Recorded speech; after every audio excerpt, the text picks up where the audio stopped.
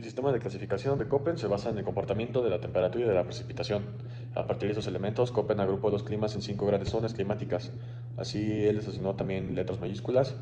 Además, él dividió los climas en húmedos y secos, y a los climas húmedos les asignó letras minúsculas para representar el régimen de lluvias. Mientras que a los climas secos y polares les asignó letras mayúsculas basadas en la vegetación existente. Respondiendo a la siguiente pregunta, las principales características de las zonas climáticas de Köppen. Básicamente es que él a estas 5 grandes zonas las representó con letras mayúsculas, empezando con el clima tropical, que sería la A, el clima seco, que sería la B, el clima templado, que es el C, el clima frío, que es el D, y el clima polar, que finalmente es el E. Entonces, bueno, cada zona se caracteriza principalmente por la temperatura y se complementa con el criterio de la precipitación.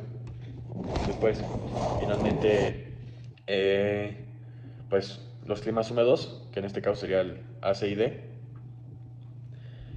Köppen les asignó letras minúsculas que pues indican si las lluvias ocurren todo un año, solo en verano o en invierno y así. Entonces, por ejemplo, la combinación AF sería un clima tropical con lluvias en todo el año, ¿no? Si ponen CS es un clima templado, pero con lluvias en invierno, ¿no? Entonces, pues sí, precisamente esta combinación de letras nos ayuda a describir de manera más precisa las condiciones climáticas de una región. La pregunta 4 nos dice, explicación de la tabla tipo de vegetación para climas secos y polares. Los climas secos y polares, B y E, mayúsculas, cuyo régimen de lluvias es muy bajo, fueron clasificados de acuerdo con la vegetación existente, asignándoles una letra mayúscula. La pregunta 5 dice, explicación de 3 ejemplos de combinaciones de letras descritos en la tabla clasificación climática de Köppen. En este caso es, si juntamos la letra A, que significa clima tropical, y la letra F minúscula, que significa lluvias todo el año, significa el clima tropical con lluvias todo el año.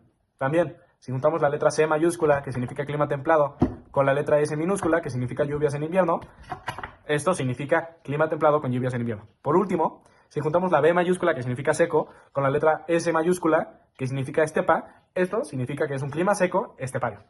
Por último, de mi parte, la pregunta 6 dice, ¿cómo se podrían distribuir los climas geográficamente hablando y cómo se modifica dicha distribución? De manera general, los climas se podrían distribuir latitudinalmente en franjas a partir del Ecuador hacia los polos. Sin embargo, esa distribución se modifica a causa de la influencia de los diversos factores climáticos, como el relieve, el paso de las corrientes marinas y la altitud, entre otras cosas. ¿Qué son los climogramas? Un climograma es una representación gráfica del clima de un lugar durante un año y muestra dos variables principales, la temperatura y la precipitación. El climograma cuenta con 3 ejes, el eje horizontal en X, que son los meses del año, de enero a diciembre, el eje vertical izquierdo o el Y1, que muestra la precipitación en milímetros, representada con barras, y en el eje vertical derecho la temperatura en grados Celsius, representada con una línea. ¿Cómo se representan estos valores? La temperatura se representa con una línea continua azul, como en la imagen que les voy a mostrar en este momento, que es una línea continua curva, y la precipitación en barras rojas o azules verticales. ¿Qué son los biomas continentales? Ok, los biomas continentales son las diferentes características que tiene algún lugar. Por ejemplo, en México se ubica, por ejemplo, el primero, que es el bosque templado, que su clima es un tipo templado húmedo. Su ubicación principalmente está en América del Norte, Europa y Asia Oriental. En invierno las temperaturas pueden llegar de -2 grados y en verano llegan hasta los 25 grados. Su flora principal son los robles, las hayas y los arces, y su fauna principal son los ciervos, osos y zorros. El desierto, su clima es un clima árido, su ubicación puede ser el Sahara, Atacama o el Sonora. Las temperaturas en el día pueden llegar hasta los 45 grados y en la noche a los 0 grados. Su flora principal son los cactus y arbustos resistentes y su fauna principal son camellos, lagartos o serpientes. El estepa tiene un clima semiárido, su ubicación es en Asia Central, Argentina. Sus temperaturas en invierno pueden llegar a -10 grados y en verano hasta 25 grados. Sus floras principales son hierbas, arbustos dispersos y su fauna son antílopes, zorros y esteparios. El maqui tiene un clima mediterráneo, su ubicación es principalmente California o el centro de Chile. Sus temperaturas en invierno pueden llegar a los 5 grados y en verano hasta los 30. Su flora principal son arbustos pequeños, olivos silvestres, y su fauna son jabalíes, aves rapaces y reptiles. En la pradera pastizal es un clima seco, su ubicación pueden ser las llanuras de Estados Unidos. Sus temperaturas en invierno pueden llegar hasta los -5 grados y en verano hasta los 30. Su flora pueden ser pastos altos, herbáceas, y su fauna búfalos, zorros, aves, entre otros tipos de aves. La sabana tiene un clima tropical con lluvias estacionales. Su ubicación está en África, Brasil o el norte de Australia. Sus temperaturas pueden llegar de los 20 hasta los 30 grados todo el año. Su flora son pastizales con árboles dispersos. Su fauna son leones, elefantes y cebras. La selva tiene un clima ecuatorial. Su ubicación puede ser Amazonas, Congo o el sureste asiático. Tiene temperaturas de 25 hasta los 28 grados constantes. Su flora son árboles altos o llanas y su fauna son monos, jaguares, ranas, tucanes. La taiga, su clima es un frío húmedo, ubicación en Canadá, Rusia y Escandinavia, temperaturas en invierno hasta los menos 30 grados y en verano puede llegar a los 15. Su flora son coníferas o pinos altos y su fauna son de alces, osos y linces. Y luego la tundra, que tiene un clima polar, su ubicación es en el Círculo Polar Ártico, sus temperaturas en invierno pueden llegar hasta los menos 50 grados, en verano normalmente alcanzan los 5 grados, su flora son musgos y liquenses y su fauna son renos, zorros árticos y lechuza de las nieves. Luego, las regiones en México. México tiene, resumiéndolo, 7 regiones naturales, que son la selva húmeda, el bosque tropical, el bosque templado, el pastizal, el desierto, el matorral xerófilo y los manglares. El porcentaje de superficie en la selva húmeda es del 5%, contiene un clima ecuatorial en estados principales como Chiapas y Tabasco.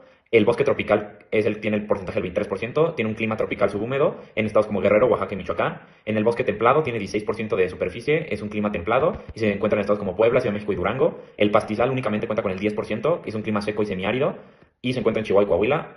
En el clima desierto tiene un 20%, es un clima árido y sus estados principales son Sonora y Baja California. Son Sonora y Baja California. Luego, el matorral xerófilo tiene un clima árido y semiárido y sus principales desiertos son Zacatecas, San Luis Potosí. Y por último, los manglares, que tienen un 1% únicamente, que es un clima cálido húmedo en costas del Golfo y Pacífico. Para responder a las preguntas 10, 11 y 12, la pregunta 10, ¿qué son los recursos naturales? Los recursos naturales son aquellos elementos de la naturaleza susceptibles a ser utilizados por el ser humano para satisfacer sus necesidades. Podemos aprovecharlas en su estado natural, al igual que pueden ser procesadas a través de algún proceso industrial. Los recursos naturales son indispensables para el desarrollo económico de un país, pero su aprovechamiento está directamente relacionado con el avance disponible en cada uno. Es por ello que los países altamente industrializados se benefician en mayor proporción de los recursos naturales del planeta. La siguiente pregunta: ¿qué ha hablado la FAO acerca de los conflictos en los años recientes por los recursos naturales? De acuerdo con la FAO, en años recientes el ámbito de la magnitud y la intensidad de los conflictos sobre los recursos naturales han aumentado. Si no se toman en cuenta estos conflictos, pueden agudizarse hasta generar violencia, provocando así, además, la degradación del medio ambiente, la interrupción de proyectos y el menoscabo de las condiciones de la vida de la población. De ahí la importancia de su adecuado uso, distribución y aprovechamiento de manera sustentable. Para responder a la última pregunta, la pregunta 12, la clasificación de los recursos naturales. Los recursos naturales se clasifican por sus posibilidades de recuperación y regeneración en 3 categorías. Primero que nada, recursos inagotables o perennes. Este recurso genera un suministro constante a pesar de su uso y el paso del tiempo. En esta categoría encontramos la radiación solar, las mareas, el viento y la geotermia. ¿Por qué? Porque nos acaban. Recursos renovables o de flujo son aquellos cuya cantidad puede mantenerse o aumentar. Esta categoría se divide en dos: renovables en sentido estricto, que son aquellos que por sí mismos pueden regenerarse de forma natural y por medio de los fenómenos químicos y biológicos del planeta, como el agua y su movimiento, y los renovables con gestión sostenible, ya que estos requieren una gestión adecuada para poder regenerarse a la misma velocidad con la que son consumidos. De no ser así, se pasa a un estado crítico del recurso en el que peligra su disponibilidad por no poder regenerarse. Estos como aguas subterráneas, suelos fértiles, flora, fauna y la biomasa. En recursos no renovables o agotables existen en cantidades determinadas y no pueden regenerarse. Al ser consumidos se van acabando. Esto debido a que han sido generados en procesos geológicos muy lentos a lo largo de millones de años, por lo tanto en la escala temporal humana no alcanzan a volver a producirse. Estos como el petróleo, el gas, el carbón y los minerales.